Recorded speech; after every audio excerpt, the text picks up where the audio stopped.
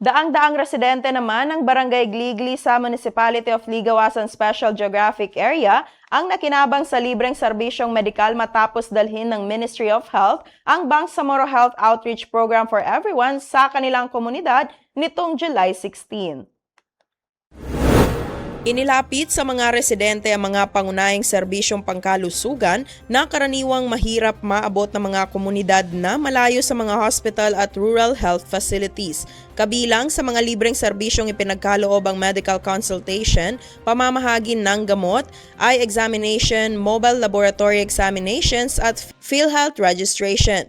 Layunin ng programa na matiyak ng mga mamamayan sa geographically isolated at disadvantaged areas ay may pantay na pagkakataong makatanggap ng dekalidad na serbisyong pangkalusugan, kabilang ang preventive healthcare at maagang pagtukoy sa mga karamdaman.